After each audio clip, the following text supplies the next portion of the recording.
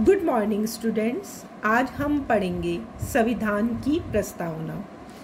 किसी भी देश की संविधान की प्रस्तावना उस देश की आत्मा होती है और यह उस देश की शासन नीति, आदर्श, लक्ष्य एवं आकांक्षाओं को प्रतिबिंबित करती है।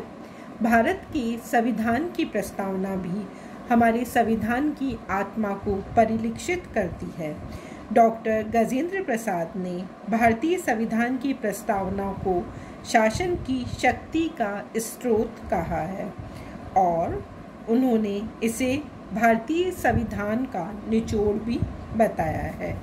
भारतीय संविधान की प्रस्तावना का यदि हम अध्ययन करें तो हम पाते हैं कि इसमें स्पष्ट रूप से लिखा है कि हम भारत के लोग भारत को एक संपूर्ण प्रभुत्व संपन्न लोकतंत्रात्मक गणराज्य बनाने के लिए तथा उसके समस्त नागरिकों को सामाजिक, आर्थिक व राजनीतिक न्याय, विचार, अभिव्यक्ति, विश्वास, धर्म और उपासना की स्वतंत्रता, प्रतिष्ठा व अवसर की समता प्राप्त कराने के लिए तथा उन सब में व्यक्ति की गरिमा, राष्ट्र की एकता सुनिश्चित करने वाली बंधुता बढ़ाने के लिए दृढ़ संकल्प होकर अपनी इस संविधान सभा में आज तारीख 26 नवंबर 1949 ईस्वी को एतद द्वारा इस संविधान को अंगीकृत, अधिनियमित एवं आत्मार्पित करते हैं।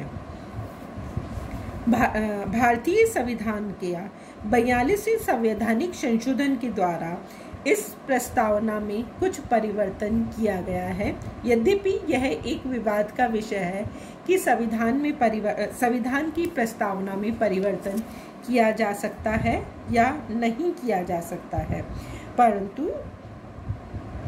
भारत के जो मुख्य न्यायाधीश सुब्बा राव थे उन्होंने इस तथ्य को स्वीकार किया और उन्होंने माना कि किसी भी देश की संविधान की प्रस्तावना में परिवर्तन किया जा सकता है। 42वें संवैधानिक संशोधन के द्वारा भारतीय संविधान की प्रस्तावना में समाजवादी, धर्मनिरपेक्ष तथा अखंडता 3 नए शब्दों का समावेश कर दिया गया है। यह अलग बात है कि भारतीय संविधान में समाजवादी शब्द जोड़ देने के बाद हम धीरे धीरे समाजवादी व्यवस्था से आगे बढ़ते चले गए या उससे दूर हटते चले गए हैं। भारतीय संविधान की प्रस्तावना में ये जो सभी शब्द दिए गए हैं उन सब शब्दों का एक निश्चित अर्थ है और जो इसका सबसे पहला शब्द है या वाक्यांश है, हम भारत के लोग, वह ये स्पष्ट करता है कि संविधान को संपूर्ण भारत के लोगों के द्वारा स्वीकार किया गया है। यह भी स्वीकार किया गया है कि संपूर्ण भारत एक इकाई है, विभिन्न राज्य इसके अवयव हैं जो मिलकर एक राष्ट्र बनाते हैं, जिन्हें स्वेच्छा से देश से पृथक होने का अधिकार नहीं है। प्रस्तावना का जो दूसरा शब्द है संपूर्ण प्रभुत्व संपन्न, वह ये स्पष्ट करता है कि भारत अब प्रभु राष्ट्र है जिसके आंतरिक तथा बाह्य दोनों मामलों में कोई विदेशी शक्ति हस्तक्षेप नहीं कर सकती है। देश अब किसी अंतर्राष्ट्रीय संधि या समझौते को मानने स्वीकारने के लिए बाध्य नहीं है। यदि कोई समझौता या संधि करता है तो स्वेच्छा से करता है। संपूर्ण जनता उस समझौते को मानने के लिए अपनी इच्छा पर निर्भर करती है। प्रस्तावना में एक शब्द समाजवादी है जो कि 42वें संवैधानिक संशोधन के द्वारा जोड़ा गया है और यह काफ़ी विचार विमर्श तथा वाद विवाद के बाद इस शब्द का समावेश किया गया है। यह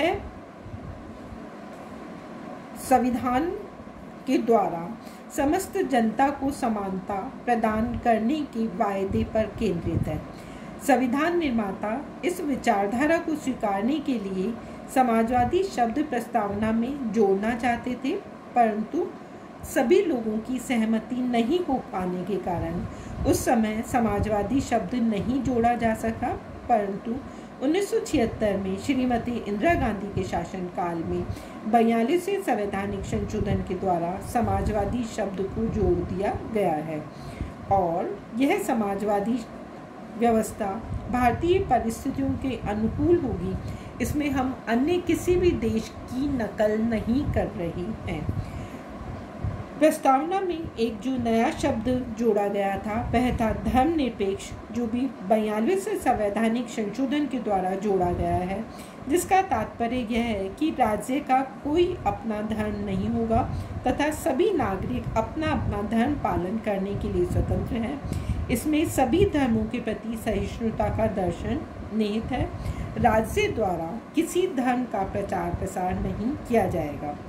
धर्मनिरपेक्ष की भारतीय संदर्भ में व्याख्या करते हुए अब इसके स्थान पर पंथ निरपेक्ष शब्द का प्रयोग किया जाता है, क्योंकि धर्म एक जीवन शैली है जिससे निरपेक्ष नहीं रहा जा सकता, पर पंथ विभिन्न होते हैं। अतः भारतीय संदर्भों में पंथ निरपेक्ष शब्द के प्रयोग को उचित माना गया है।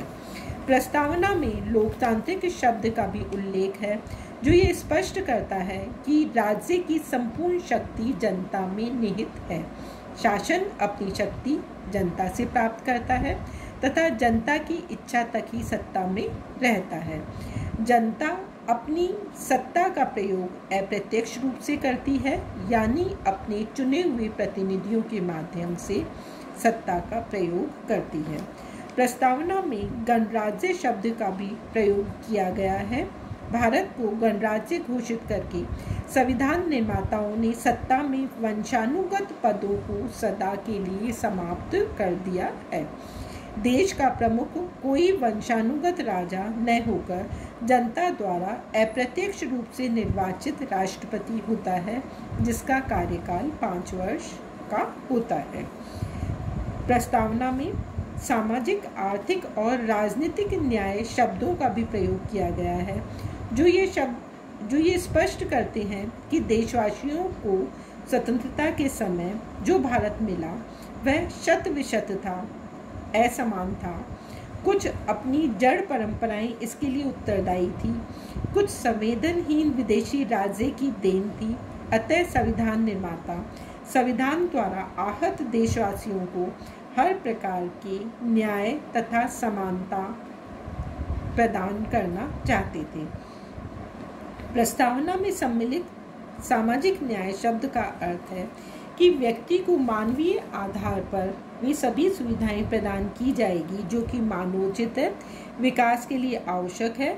जाति, धर्म, लिंग, वर्ण, भाषा, संपत्ति के आधार पर किसी भी प्रकार का भेदभाव नहीं किया जाएगा। सभी को अवसर की समानता प्रदान की जाएगी। सामाजिक न्याय की अगली कड़ी आर्थिक न्याय तथा समता की है। देश के संसाधन यथासंभव समान भाव से सभी नागरिकों को उपलब्ध हो, न कि कुछ सुविधा संपन्न सत्तावान व्यक्तियों के हाथों में केंद्रित हो जाए। आर्थिक न्याय व्यापक शब्द है जिसमें कई प्रकार की नीतियों तथा भावनाएं अंतर्निहित हैं। रोजगार के सभी को अवसर, जीवन यापन के लिए पर्याप्त वेतन प्रदान करने के लिए सरकार निरंतर प्रयासरत रहेगी। प्रस्तावना राजनीतिक न्याय की भी परिकल्पना करती है, जिसमें वह नागरिकों को बिना भेदभाव के मताधिकार प्रदान करती है। सार्वजनिक पद सभी के लिए खुले रखे गए हैं, सभी को उपलब्ध हैं। कोई भी भारतीय नागरिक सत्ता के शीर्ष पर योग्यता तथा प्रयास से पहुंच सकता है। प्रस्तावना विचार, अभिव्यक्ति, विश्वास, धर्म और उपासना की स्वतंत्रता का भी उल्लेख करती है, जिसके अनुसार कोई भी राष्ट्र यदि अपने नागरिकों की क्षमताओं का पूरा लाभ उठाना तथा उपयोग करना चाहता है तो उसे व्यक्ति को सब प्रकार की स्वतंत्रता प्रदान करनी आवश्यक है। भारतीय संविधान भी सभी को विचार, अभिव्यक्ति, विश्वास, धर्म, उपासना जैसी स्वतंत्रता प्रदान करता है। मौलिक विचार तथा उसकी अभिव्यक्ति संपूर्ण राष्ट्र की दिशा परिवर्तित करने के लिए अनिवार्य मानी गई है। व्यक्ति की भावनाएं, विश्वास, धर्म और उपासना की स्वतंत्रता व्यक्ति के व्यक्तित्व के विकास के लिए आवश्यक मानी गई है, अतः वह सभी को प्रदान की गई है।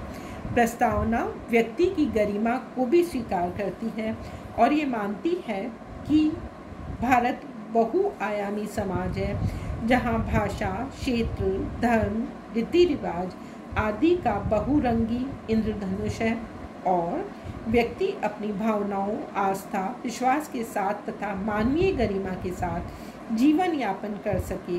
कोई विचार या कोई पद्धति उस पर थोपी या लादी न जाए। व्यक्ति अपना सुखी जीवन यापन, गरिमापूर्ण सुखी जीवन यापन कर सके।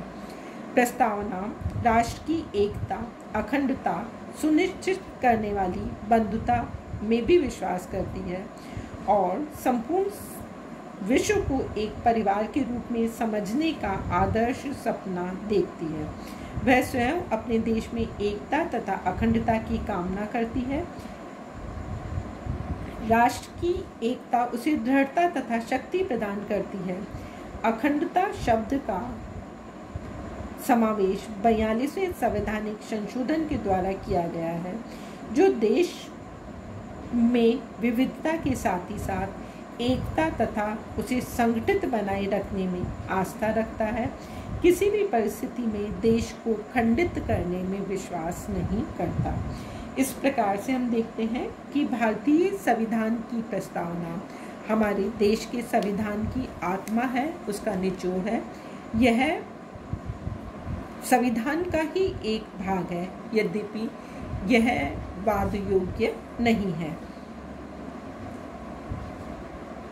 भारत की संविधान की प्रस्तावना संविधान निर्माताओं की राष्ट्रीय आदर्शों, सपनों तथा एक सुंदर समाज की रचना के लक्ष्य को प्रतिबिंबित करती है और हमें, हमारे देश को, हमारे संविधान के लिए एक दीपक के समान है, जो राजनेताओं, न्यायविदों, संपूर्ण समाज का पथ आलोकित करती है तथा किसी भी असमंजस की स्थिति में हमारा मार्गदर्शन करने में सक्षम है।